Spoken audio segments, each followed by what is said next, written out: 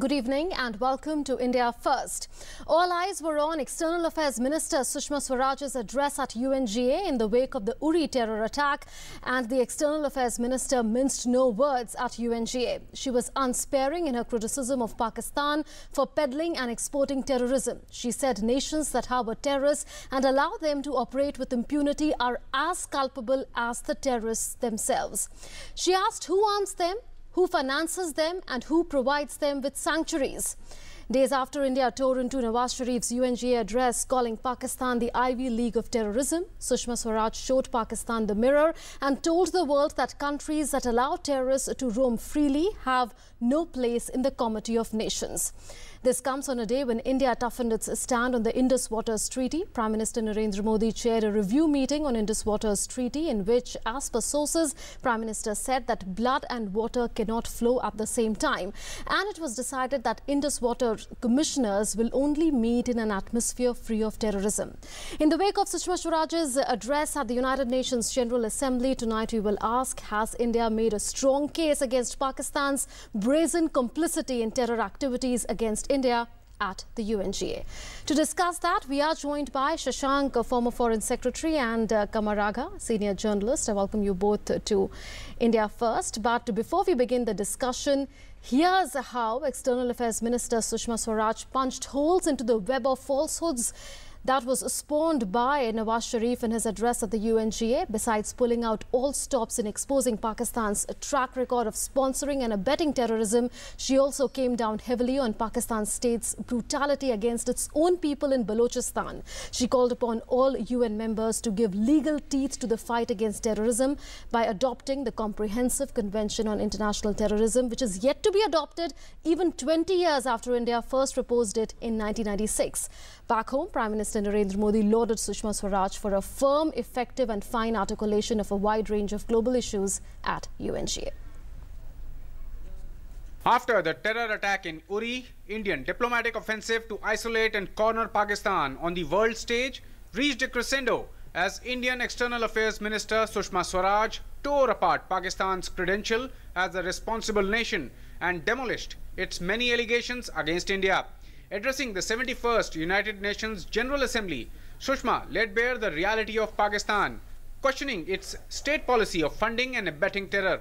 On Kashmir, Sushma made it clear that there has been and there will be no compromise as far as India's territorial integrity is concerned. अगर पाकिस्तान ये समझता है कि इस तरह की हरकतें करके या इस तरह के भड़काऊ बयान देकर वो भारत का कोई हिस्सा हमसे छीन सकता है, तो मैं पूरी दृढ़ता और स्पष्टता के साथ यहाँ ये कह देना चाहती हूँ कि आपका ये मंसूबा कभी कामयाब नहीं होगा। कश्मीर भारत का अभिन्न हिस्सा है, जम्मू कश्मीर भारत का अभिन्न हिस्सा है और अभिन्न हिस्सा रहेगा, इसलिए ये ख्वाब देखना छोड़ दें। Sushma said that while India always extended the hand of friendship towards Pakistan, its trust was repeatedly betrayed. हमने 2 बरस में मित्रता का वो पैमाना खड़ा किया जो उससे पहले कभी नहीं था, लेकिन हमें मिला क्या बदले में? पठानकोट, उरी, बहादुर अली। मैं पूछना चाहती हूँ, हम शर्तें लगा रहे हैं या आप दूसरी नीयत दिखा रहे हैं? बहादुर अली तो जिंदा सबूत है हमारे पास, जिंदा, कि सीमा पार से आतंकवादी आया है, लिखित में सबूत है हमारे पास उसका। Giving a befitting reply on many allegations made by Pakistan's Prime Minister Nawaz Sharif, Sushma sought to instead show them the mirror of their own failings as a country, specifically highlighting the plight of Baloch people. मैं कहना चाहूंगी कि जिनके अपने घर शीशे के हों उन्हें दूसरों पर पत्थर नहीं फेंकने चाहिए। जरा एक बार बगल में झांक कर देख लें क्या हो रहा है बलूचिस्तान में, और वो खुद क्या कर रहे हैं वहां। मैं कह सकती हूं यहाँ के आज जो बलूचिस्तान में हो रहा है वो यातनाओं की पराकाष्ठा है। India once again stressed that the global community cannot win the war against terror if the policy of my terror and your terror is not stopped immediately. यदि हम आतंकवाद को जड़ से उखाड़ना चाहते हैं तो एक ही तरीका है, हम अपने मतभेद भुलाकर आतंकवाद के खिलाफ एकजुट हों, उसका मुकाबला दृढ़ संकल्प से करें और अपने प्रयासों में तेजी लाएं। हमें पुराने समीकरण तोड़ने होंगे, अपनी पसंदगियां नापसंदगियां एक तरफ रखनी होंगी, मोह त्यागने होंगे, एहसानों को भूलना होगा और एक दृढ़ निश्चय के साथ इकट्ठे होकर इस आतंकवाद का सामना करने की रणनीति बनानी होगी। Sushma also made it clear that nations will reap what they sow. By abetting and encouraging terror, no country can hope to live in peace and sustain development. She said that some countries have made it their hobby to nurture terrorism. अगर कोई देश इस तरह की रणनीति में शामिल नहीं होना चाहता तो मेरी मांग है कि हम उसे अलग थलग कर दें, क्योंकि दुनिया में ऐसे देश हैं जो बोते भी हैं तो आतंकवाद, उगाते भी हैं तो आतंकवाद, बेचते भी हैं तो आतंकवाद और निर्यात भी करते हैं तो आतंकवाद। आतंकवादियों को पालना कुछ देशों का शौक बन गया है। ऐसे शौकीन देशों की पहचान करके उनकी जवाबदेही सुनिश्चित की जानी चाहिए और ऐसे देशों को भी चिन्हित करना चाहिए जहां संयुक्त राष्ट्र द्वारा प्रतिबंधित आतंकवादी सरेआम जलसे कर रहे हैं, प्रदर्शन निकालते हैं, जहर उगलते हैं और उनके ऊपर कोई कार्रवाई नहीं होती। Indian diplomatic offensive aimed at isolating and shaming Pakistan on the world stage is surely bearing fruit, and Sushma's impressive and powerful assault will go a long way to firm international opinion against Pakistan and its nefarious designs. With Sudhir Yadav in New York, DD News. So that was External Affairs Minister Sushma Swaraj's stinging attack as far as Pakistan's track record of sponsoring and abetting terrorism is concerned. Mr. Shashank, I'll begin with you. Does Pakistan's brazen support for terrorism stand totally exposed today before the international community, and reasonably so? Well, whatever Pakistan said about the human rights violations in Kashmir, our External Affairs Minister came out very strongly and clearly expressing the view that Pakistan is the one which is leading terrorism into Kashmir, which is spreading terrorism everywhere in India. And not only that, whatever India has done to befriend Pakistan, Pakistan responded with enmity, with terrorism. And so there we have had Pathankot, we have had Uri, and now we have also got some live terrorists, and who have clearly Bahadur Ali, Bahadur Ali was one that she referred, but yes, there are others also who have since been arrested by Indian authorities, and they have clearly said how they were being trained. So I think what is happening is that she mentioned very clearly what Pakistan has done, and so it was a very strong rebuttal of whatever Pakistan Prime Minister had said. Okay. As regards the issue of terrorism and containment, and those countries which give support, which give encouragement, funding, etc., she has spoken very strongly, but without naming Pakistan. Of course, she did name Pakistan Prime Minister Nawaz Sharif, though, when she mentioned about what Nawaz Sharif had called unacceptable conditions that Nawaz Sharif said India has put as far as talks are concerned. But we'll come to that in just a bit. Mr. Agha, has Sushma Swaraj been successful in driving home the point that it is not just India and its neighborhood, but the entire world which is impacted by terrorism emanating from Pakistani territory? Because if you look at 9/11, you trace back the roots back to Pakistan. We know that Osama bin Laden was found in a safe house in Abbottabad, and now reports have emerged that the New York bomber also has links to Pakistan. Yeah, of course, you know, the Pakistan, you know, it's not me or India, you know, even the Americans have said, you know, Pakistan is the epicenter of terrorism. So it's a global terrorism, you know, which is spread from Pakistan. If you see whether it is a terrorist based in Iraq or ISS, all of them were trained in Pakistan. And Boko Haram leader, you know, he speaks Urdu because he spent 10-15 years in Pakistan, trained by them. So not only Osama bin Laden, but the whole lot, you know, were trained and then exported to other countries. I think her lecture was very measured and in a civilized, very highly civilized manner, you know. Whatever she wanted to communicate it to the Pakistan, she has communicated. She has told them, you know, not to meddle in India.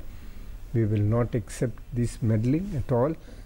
And then she also called upon the international community to unite and fight terrorism, because you see. And she also said that those who are not willing to be part of this fight, they need to be kept out of the Committee of Nations. In other words, they need to be isolated. Yeah, of course, you know. And another thing I would wanted to mention, you know, here now, situation is changing very fast. Now, Europe is also become a victim of terrorism. You know, we see what has happened in Paris, not once, twice, or thrice, and then Brussels and other cities, German cities, all the whole of Europe. You know, then America. What is happening in last 1 week? You know, we have witnessed against incidents of terror. You know, in that country also. So situation is changing, and at this moment, you know, her lecture becomes very important. You know. How is the situation changing? Is the world realizing that they are all stakeholders as far as the issue of terrorism is concerned, and the epicenter, like you pointed out, is Pakistan? So they need to ensure that Pakistan is isolated in every which way. Does the international community recognize this? Yeah, of course. You know, look at the United Nations Secretary Generals. You know, he told when Nawaz Sharif asked him to intervene in Kashmir, you know, he said plainly, you know, it's a bilateral issue. Go and talk to India, you know, sort it out among themselves. You said. Then European Union also, one of the spokesperson, vice president, has said, you know, was very critical of Pakistan, you know.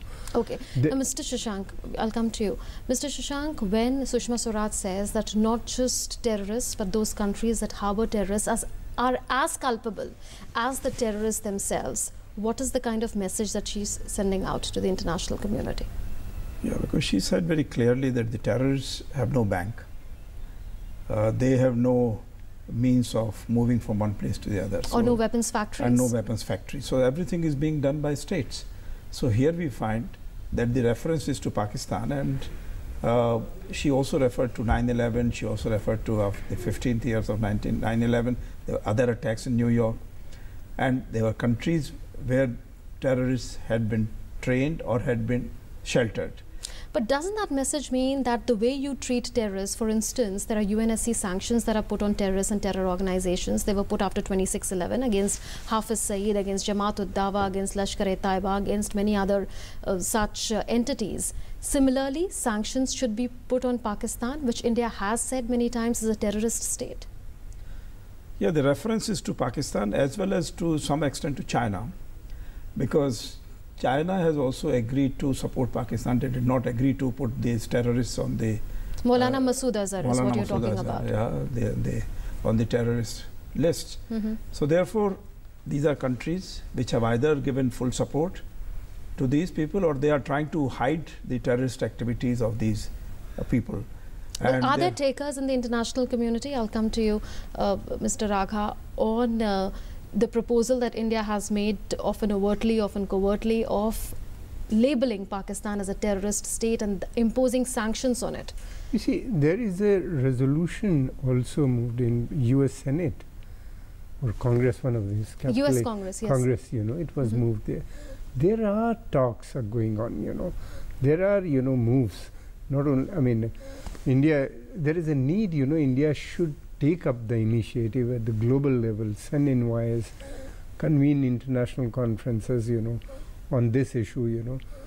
We have to push little more, you know, to this international. And if that bill, which has been introduced by 2 US congressmen, indeed gets passed by the US Congress, will that be a major diplomatic triumph for India? I think that would be a very major diplomatic triumph. And besides this, there is a need to convene international conference on terrorism, you know, which India has been. We did convene one, but the IB chief of Pakistan did not attend it. No, I'm talking about the UN conference, or international conference. Okay, this one is more regional in nature, which India convened. Yes, Sushma Swaraj has also mentioned that 20 years have passed, you know. India has moved in 1996, it's been 20 years, yeah. And that is still pending, you know. So these are the issues I think should be taken up more. I'll take that issue up of CCIT with you, but before that, Sushma Swaraj said that the worst form of state oppression is being done by Pakistan in Balochistan against its own people, against the Baloch people. Is it yet another message that India has given to Pakistan, that look into your own backyard first and don't give us sermons as far as human rights violations are concerned? Yes, that was a very clear, I think, message to Pakistan, and they should understand. And they should stop meddling in Kashmir, you know, which is India's internal problem, you know. They have nothing to do, you know. While he was there, Nawaz Sharif raised it in the United Nations, you know. There are a number of things, you know. The human rights violation which is taking place, not only Balochistan, but also Gilgit, Baltistan, Hunza, occupied territories of other occupied territories of Jammu and Kashmir. Then we have also Should seen India then expand its ambit beyond Gilgit-Baltistan, POK and Balochistan, and also refer to what is happening in Sindh or Khyber Pakhtunkhwa? Sindh and Pakhtunkhwa. The Prime Minister has mentioned all these names, you know, and he has talked about it, you know, that the people, he has also directly addressed to the people of Pakistan, you know. I think that was a very good thing which he has done, you know. Told them, you know, that you put pressure or you communicate with you, don't depend on your government, you know, what they are promising, you know, and what they are doing, they are exporting militancy. Absolutely. He did reach out to the people of Pakistan on Saturday, and he interestingly drew a distinction between the people of Pakistan and the Pakistani establishment. We'll take a break at this point in time. After the break, we'll discuss, is it high time that the United Nations adopts the Comprehensive Convention on International Terrorism, which would have a clear definition of what is a terrorist and what is terrorism, because India had proposed it 20 years ago in 1996, and it is still far from conclusion. We'll talk about that and more after a short break. Stay tuned. I really like cars, so just 2 weeks into the job, they gave me a company car, a big company car. It's got 14 wheels and quite the ground clearance. It can go pretty much anywhere, but it's not the easiest thing to park. The acceleration is decent, the handling is shaky, the engine noise is deafening. AC? Well, you can't have everything. But you know what? I love the gun. We are India's most exciting workplace, and we are making you an offer. The Indian Army. Live a life less ordinary.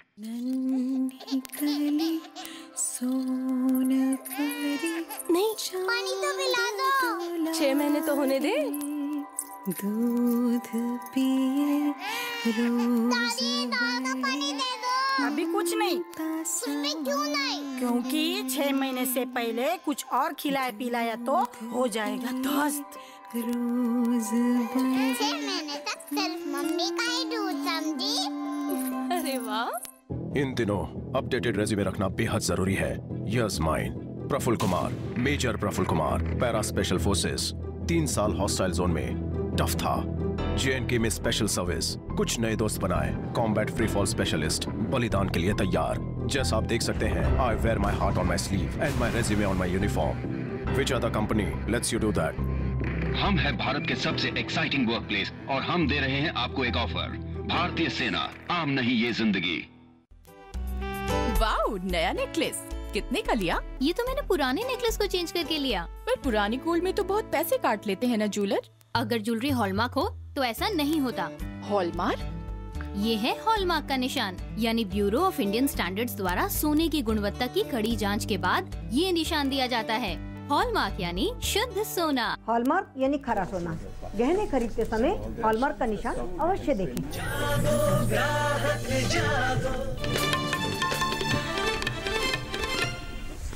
Welcome back. You're watching India First, and tonight we are discussing India's stinging attack at Pakistan's record of sponsoring and abetting terrorism. Mr. Shashank, before going into the break, we were talking about CCIT and whether it's high time that the UN should adopt it. What difference will it make if CCIT is adopted? Will it make it in black and white what is a terrorist and what is a terror organization, and will it make life far easier for countries like India who never get terrorists back into their country? They are never extradited back into India for trial and they never face justice. You know, what has happened is that we have moved away from a position when terrorism took place in India, and still the only advice that India got from the Western countries was that it should improve its relations with Pakistan.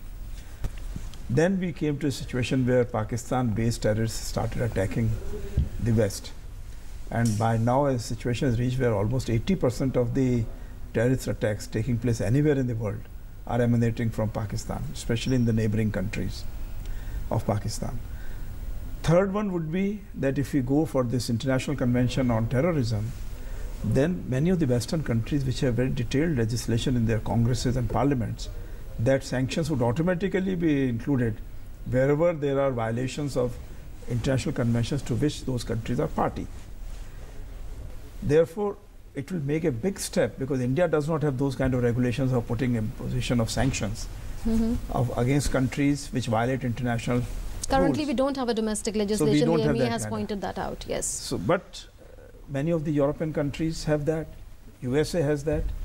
So once the USA and Western countries stop distinguishing between good Taliban, good terrorists, bad terrorists, because then the definition would be given in the international convention, and they will be all obliged to sanction those countries which are supporting terrorists and the terrorists themselves. Okay. It will become much more automatic. And Chinese will also find it very difficult at that stage to get out of it and support Pakistan.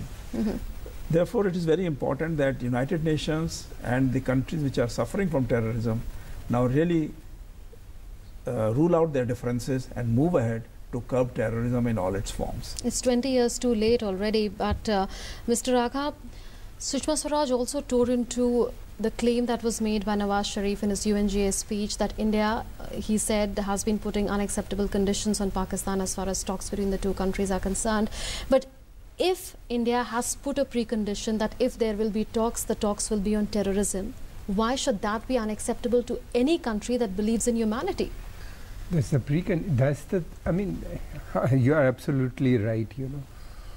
We have been trying to start negotiation with Pakistan for more than 2 years, you know, ever since this government came. From the very first day, the negotiation began with Pakistan, you know. We wanted to resume, you know, the confidence building measures, you know. Nothing happened on that front. And then, you know, if you look at the earlier, you know, the Pakistan, what used to do, you know, allow the elected government to negotiate with India and then scuttle it by staging some militant strike either in Bombay, Delhi or some other places and scuttle the whole move. Now, last 2 years what we have seen, they are not allowing even negotiation to resume. That's a very big problem. By staging terror attacks. Staging terror attack even before that, you know. Then second thing, you know, our condition is minimal, as you mentioned, you know. Talk and terror cannot go side by side. If you have to negotiate, you have to come without precondition and stop terror, you know, because that is emanating from Pakistan. So you have to stop it, you know. Although India is a democratic country, you know, the public opinion changes here. I mean, it's not Pakistan, you know, it's not a banana republic, you know. And taking off from where you left, Mr. Shashank, today Prime Minister chaired a review meeting on Indus Waters Treaty, and it was decided that India will harden its stand as far as the treaty is concerned, and that the Indus Waters Commissioners will only be meeting in an atmosphere free of terrorism. Do you think that this will, to some extent at least, make Pakistan understand the cost of what it's been doing? Well, whenever there is a shortfall of rain, Pakistan suffers tremendously, and there are disputes between various states of Pakistan for water. So if India says that we will review the treaty and we will exercise our right to whatever water resources we are supposed to get, and we will expedite all those projects, and that the Indus Water Commissioners will not meet because blood and water cannot flow simultaneously. So I think this is a very strong signal to Pakistan that things will not move on as they were doing earlier. And what Pakistan has been trying to do, as Qamar Agha Sahab just now said, that they have been escalating every time. There is a talk process going on one side, and simultaneously they start attacking. Now they have started attacking in advance of the talks. And they have started attacking the military establishments, Air Force establishment, the brigade headquarters of the army. So they are constantly escalating these things. So they are thinking in terms of a greater acceptability of these terrorist attacks by the Indian public opinion. That yes, terrorism can go together with talks, and the terrorism can keep on increasing till such a time that Pakistan achieves its purpose, its objective of killing India by 1,000 cuts. Okay. Now, not just the P5 countries, but also several OIC countries like Bahrain, UAE, etc., have condemned the Uri attack. Does that mean that, and even Saudi Arabia, from where Nawaz Sharif draws a lot of strength, does that mean that Pakistan is truly, in every sense, getting isolated? Because even if, you know, one talks about the joint exercises between Russia and Pakistan, then there are also joint exercises which are bigger in scale that India and Russia are currently engaged in Russia. So would you say that that isolation is growing and will grow only further? Of course, you know, in General Assembly, if you look at the General Assembly, 135 members, you know, out of 135, 134 members, you know, supported the India's stand on terrorism. condemn terrorism. Similarly, in non-aligned summit, which held just a few weeks, 2 weeks away, back, in that conference also 100 out of 120, 119 supported India's stand on. Then besides, this situation is changing, as I mentioned earlier, also very fast. The oil prices have come down in the Arab world. They are badly affected because of that. So now most of the Arab countries, be it Saudi Arabia or UAE, who were the traditional backers of the or supporter of the Pakistan, now looking for investments in India, because they want to raise money, they want to make money, and they see, India economy is growing. Here, the future lies here, so their investment is coming. We have joint exercises with these countries. We are going to have also, defense production. They are going to invest in India in defense sector. This is for the first time it's going to happen.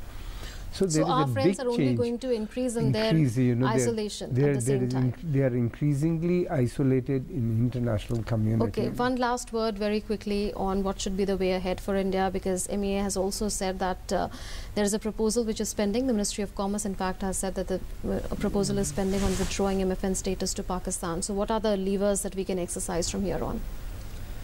Well, this would be one, MFN treatment to be removed. There could be also the transportation corridors, etc., which have been established.